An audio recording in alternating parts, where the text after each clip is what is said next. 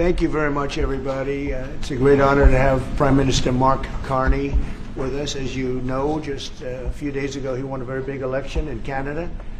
And I think I was probably the greatest thing that happened to him, but I can't take full credit.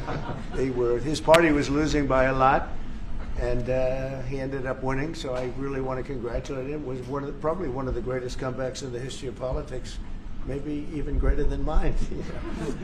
But I want to just congratulate you. That was a great election, actually. We were watching it with interest, and I think Canada chose a very talented person, a very good person, as we spoke before the election quite a few times. And it's an honor to have you at the White House and the Oval Office. And you see the new and improved Oval Office as it becomes more and more beautiful with love. You know, we handle it with great love and 24-karat gold. That always helps too. Right? But it's been a lot of fun. We're going over some of the beautiful pictures that were stored in the vaults that were for many, many years, in some cases over 100 years. They were stored in vaults of the great presidents, or almost great presidents, all having a reason for being up, every one of them. So it's very interesting. But I just want to congratulate you, and ran a really great race. I watched the debate. I thought you were excellent, and I think we have a lot of things in common. We have some tough points to go over, and that'll be fine. We're going to also be discussing Ukraine, Russia, the war, because Mark wants it ended as quickly as I do. I think it has to end. We had some very good news last night. The Houthis have announced that they are not, or they've announced to us at least, that they don't want to fight anymore. They just don't want to fight, and we will honor that, and we will stop the bombings, and they have capitulated, but more importantly, we will take their word. They say they will not be blowing up ships anymore, and that's what the purpose of what we were doing. So that's just news. We just found out about that. So I think that's very, very positive. They were knocking out a lot of ships going, as you know, sailing beautifully down the various seas. It wasn't just a canal. It was a lot of other places. And I will accept their word, and we are going to stop the bombing of the Houthis, effective immediately. And Marco, you'll let everybody know that, okay? Do you have something to say about that, by the way? It's a pretty big announcement. Yeah, this was always the freedom of navigation issue. A band of individuals with advanced weaponry that were threatening global shipping, and the job was to get that to stop. And if it's going to stop, then we can stop. And so I think it's an important development.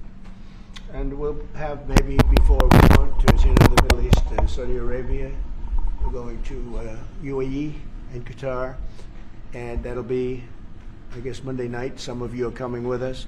I think before then we're going to have a very, very big announcement to make, like as big as it gets, and I won't tell you on what, but it's going to, and it's very positive. I tell you if it was negative or positive. I can't keep that out. It is really, really positive. And that announcement will be made either Thursday or Friday or Monday before we leave. But it'll be one of the most important announcements that have been made in many years about a certain subject, very important subject. So you'll all be here. Mark, would you like to say a few words? Well, thank you, Mr. President. I'm on the edge of my seat, actually.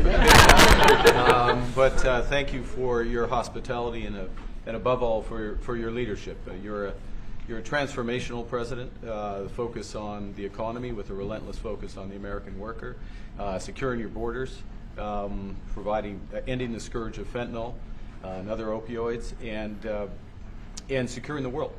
And I've been elected with my colleagues here, with the help of my colleagues here. I'm going to spread the credit to transform Canada. With a similar focus on the economy, securing our borders, again on fentanyl, much greater focus on defense and security, securing the Arctic and developing the Arctic. And the history of Canada and the U.S. is we're stronger when we work together, and there's many opportunities to work together. And I look forward to, addressing some of those issues that we have, but also finding those areas of mutual cooperation so we can go forward. That's great. Very nice. Thank you very much. It's a very nice statement. Mr. President, Anybody? Mr. President, is USMCA dead? No, it was actually very effective, and it's still very effective, but people have to follow it. So, that's been a problem. People haven't followed it. But it was a transitional step a little bit, and as you know, it terminates fairly shortly. It gets renegotiated very shortly. But I thought it was a very positive step from NAFTA. NAFTA was the worst trade deal in the history of our country, probably in the history of the world. And this was a transitional deal, and we'll see what happens.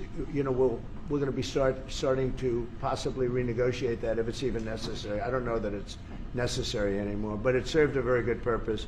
And the biggest purpose it served is we got rid of NAFTA. NAFTA was a very unfair deal for the United States. A very, very terrible deal. It should have never been made. It was made many years ago, but it should have never been made.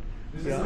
President, Canada and the United States, would you like to see your first trade deal be with Canada, our neighbors in the world? I would love that. Look, I have a lot of respect for this man, and I watched him come up, in a sense, through the ranks when he wasn't given much of a chance, and he ran a really great campaign. He did a really great debate. I think that debate was very helpful. I was going to raise my hand. I don't know if that's good or bad. I shouldn't say that. That might hurt you. But no, he ran a really great election, I thought. And yeah, something could happen. Something could happen. Yeah, please. What's the top concession you want out of Canada? The top concession you want out of Canada? Concession? Yes. Friendship. But that's not a concession. No, we're going to be friends with Canada. Regardless of anything, we're going to be friends with Canada. Canada is a very special place to me. I know so many people that live in Canada. My parents had relatives that lived in Canada, my mother in particular. And I love Canada. I have a lot of respect for the Canadians. Wayne Gretzky, how good, the great one. You happen to have a very, very good hockey player right here on the Capitals, who I have a lot of respect. He is a big, tough cookie, too. Just broke the record. And he's a great guy, and we had the team here, and I got to know a lot of the players. But Canada is a very special place. Yeah, please. Mr. President, and Mr. Prime Minister, I'd like to get your response to this too. But Mr. President, you have said that Canada should become the 51st state. Were you joking? No. Well, I still believe that, but it takes two to tango, right? But no, I do. I believe it would be a massive tax cut for the Canadian citizens. You get free military, you get tremendous medical cares and other things. There would be a lot of advantages, but it would be a massive tax cut. And it's also a beautiful, as a real estate developer, I'm a real estate developer at heart. When you get rid of that artificially drawn line, somebody drew that line many years ago with like a ruler, just a straight line right across the top of the country. When you look at that beautiful formation when it's together, I'm a very artistic person, but when I looked at that beauty, I said that's the way it was meant to be. But I do feel it's much better for Canada, but we're not going to be discussing that unless somebody wants to discuss it. I think that there are tremendous benefits to the Canadian citizens, tremendously lower taxes, free military, which honestly we give you essentially anyway because we're protecting Canada if you ever had a problem. But I think it would really be a wonderful marriage because it's two places that get along very well. They like each other a lot. Well, if I may, as you know from real estate, there are some places that are never for sale. That's true. We're sitting in one right now, Buckingham Palace, that you visited as well. That's true. And having met with the owners of Canada over the course of the campaign last several months, it's not for sale, won't be for sale ever. But the opportunity is in the partnership and what we can build together. And we have done that in the past. And part of that, as the President just said, is with respect to our own security. And my government is committed for a step change in our investment in Canadian security and our partnership. And I'll say this as well, that the President has revitalized international security, revitalized NATO, and us playing our full weight in NATO, and that will be part of it. And they have, I must say, Canada is stepping up the military participation because Mark knew, they were low, and now they're stepping it up, and that's a very important thing. But never say never. Never say never. Mr. President, I'm saying that what would it take to get the tariffs off of Canada? Well, we'll be talking about different things. Like, we want to protect our automobile business, and so does Mark. But we want to make the automobiles, and we want to, we have a tremendous abundance of energy, more than any country. We have, just in Alaska alone, Anwar has been reopened now. Anwar is probably the largest find anywhere in the world. They say it's larger than Saudi Arabia. I don't know, but it's a lot. But we have tremendous amounts of energy. Other countries don't. We're both lucky in that way. They have energy. We have energy. We have more than we can ever use and more than we could ever sell, actually, and you have the same thing. So we're two countries that are very lucky. If you look at China, they don't have that. It's a big disadvantage. Other countries, most countries don't have. Most countries don't have that. So Canada and us, we have a lot of advantages over other places. When you consider what Mr. Carney just said, that Canada is not for sale, does this make the discussion a little more difficult to start on? No, not at all. No, not at all. No, time will tell. It's only time. But I say never. I've had many things that were not doable, and they ended up being doable, and only doable in a very friendly way. But if it's to everybody's benefit, Canada loves us and we love Canada. That's, I think, the number one thing that's important. But we'll see. I mean, over time, we'll see what happens. Mr. President, China. I was hoping you can clarify something. Earlier this morning on Capitol Hill, Secretary Bessent said that there had been no negotiations yet with China. You have said something different. They want to meet, and they're doing no business right now. And those ships are turning around in the Pacific Ocean. Big turn. Those are big ships. Those ships take about 10 miles to turn. And, we lost $1 trillion to China on trade because of an incompetent president that we had who preceded me, grossly incompetent. You're finding it out more and more now. And by not trading, we're losing nothing. So we're saving $1 trillion. It's a lot. But they want to negotiate, and they want to have a meeting, and we'll be meeting with them at the right time. But you haven't met with them yet. I have not met with them, of course. You would know if I met. I'd tell you. They want to meet, but, we are right now.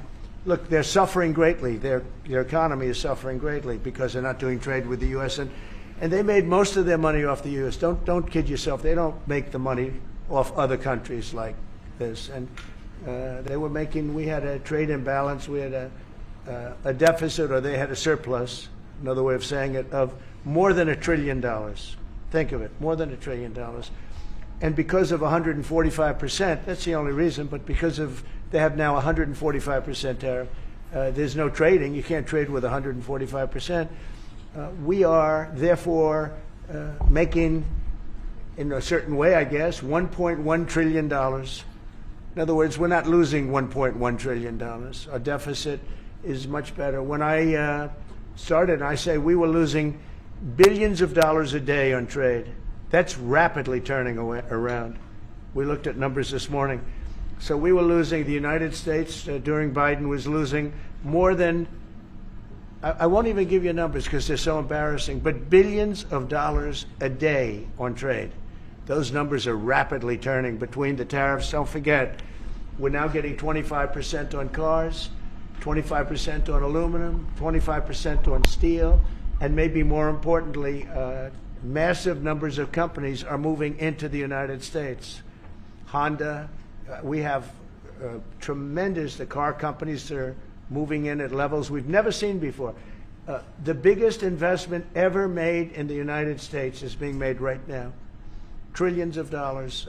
I would say we could be at $9 trillion. You could go back to other presidents. They haven't had $1 trillion for their entire term. Look at Biden. He had bad numbers. People were leaving. They weren't coming in. They were leaving with Biden, and he didn't know the difference. The only thing he knew is people coming in. You know who they were? Illegal immigrants, okay, from prisons, from mental institutions, from all sorts of places that weren't good, from gangs, from Venezuela. They were coming in and they were criminals and murderers. 11,888 people that murdered, and at least half of them murdered more than one person. This is what Biden led into our country. I'm bringing in big companies. We have Apple is investing $500 billion. We have Jensen, as you know, is going to be 500 biggest chip maker, or chip thinker, I call him. He's really a thinker more than a maker. But we also have the maker, Mr. Wei. I get to know them all in the last, it was a cram course, but they're all moving into America because of the tariffs. And I don't think people have appreciated it. Some people do, some of the smart people do. So we have more money coming in. It's really an amazing thing. We have more money being invested in the United States now than at any time ever before in our history, and it's not even close. And I think the real number could be 9 or 10 trillion. We don't know everybody that's doing it. We have many. I just heard about a plant that's being built right now, a very, very top of the line company.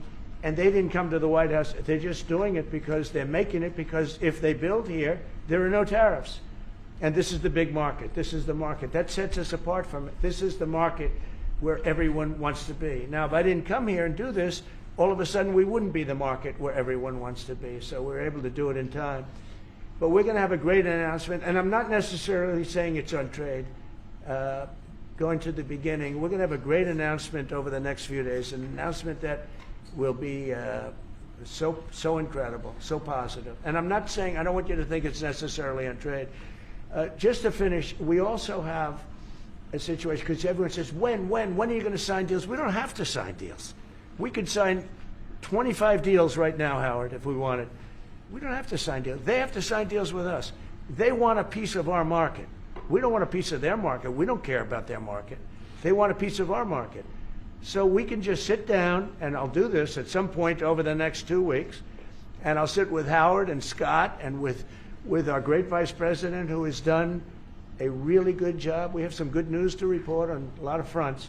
But JD will be there, and Marco, and we're going to sit down, and we're going to put very fair numbers down, and we're going to say, here's what this country, what we want, and congratulations, we have a deal.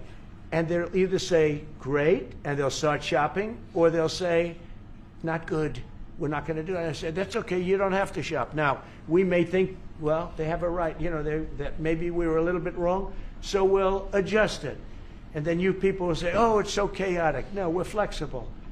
But we'll sit down, and we'll, at some point, in some cases, we'll sign some deals. It's much less important than what I'm talking about.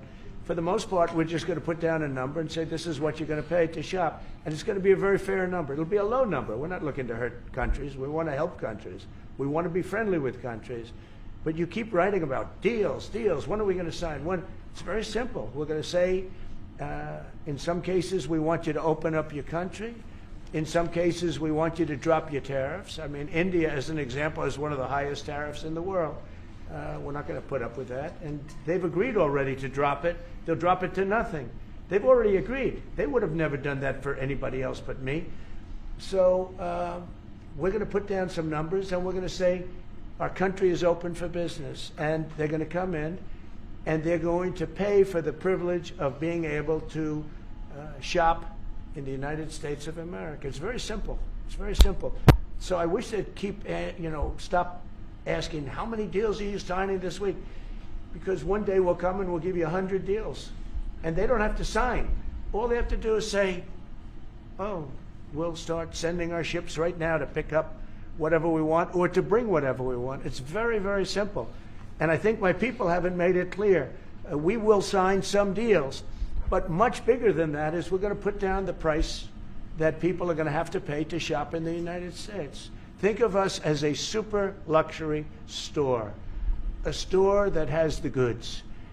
You're going to come and you're going to pay a price, and we're going to give you a very good price. We're going to make very good deals, and in some cases we'll adjust. But that's where it is. And we've been ripped off by everybody for 50 years, and we're just not going to do that anymore. We can't do that. And we can't let any country do that to us. We're just not going to do it anymore. On the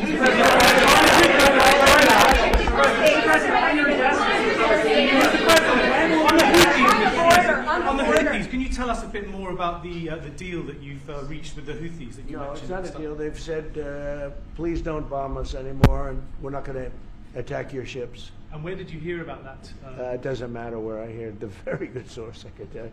Very, very good source. Would you say, Marco? I would say pretty good, right, JD? A very good source. No,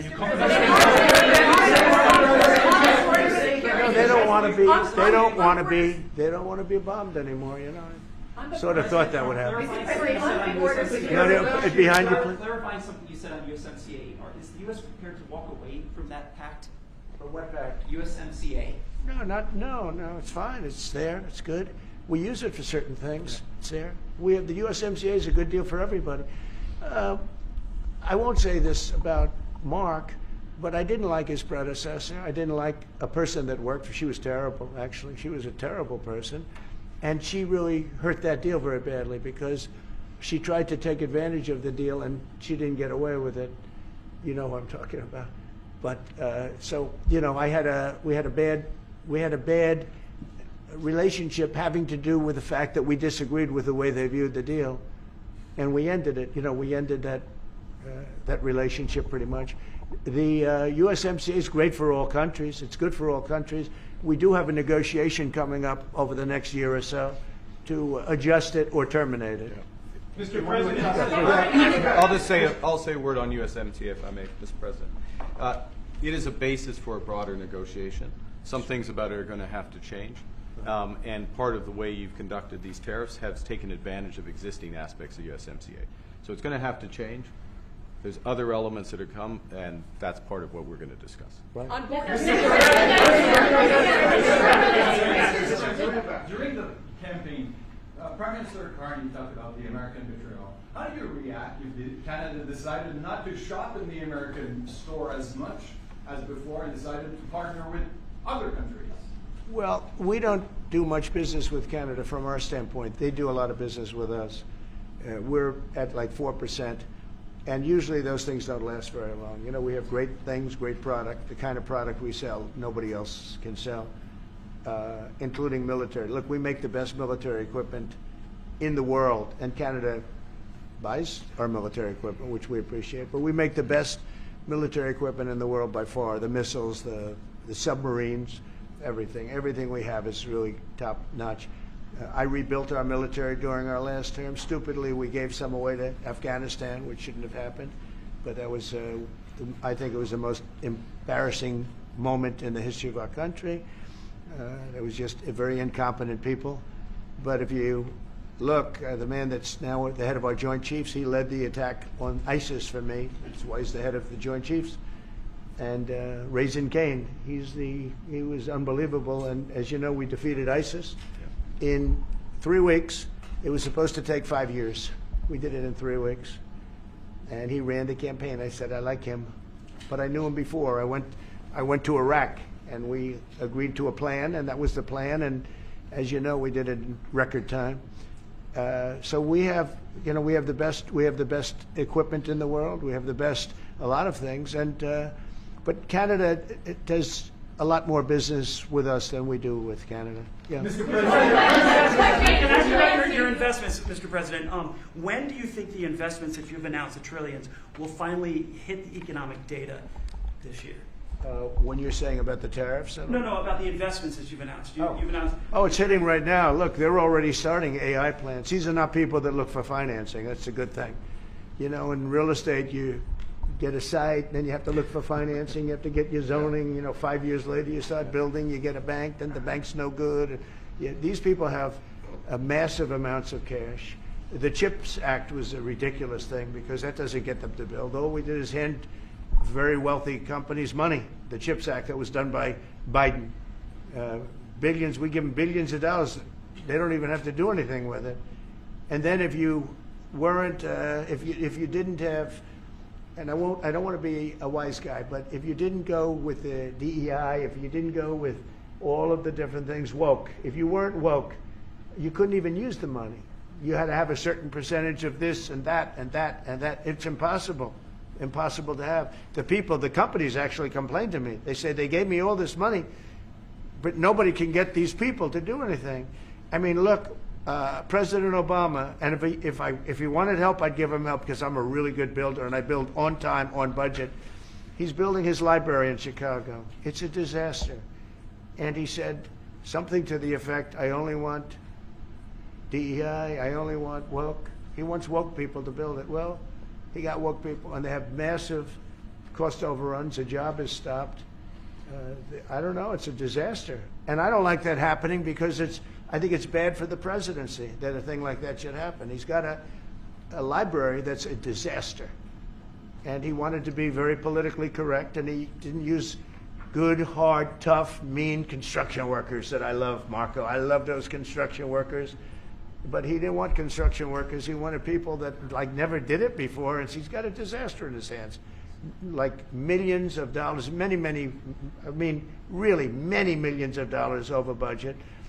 And I would love to help him with it, or somebody else. I could recommend professionals. But it was not built in a professional manner. By the way, nor was in California a little train going from San Francisco to Los Angeles that's being run by Gavin Newsom, the governor of California. Did you ever hear of Gavin Newsom? He has got, that train is the worst cost overrun I've ever seen. It's like totally out of control. So then they said, all right, we won't go into San Francisco. We'll stop 25 miles short.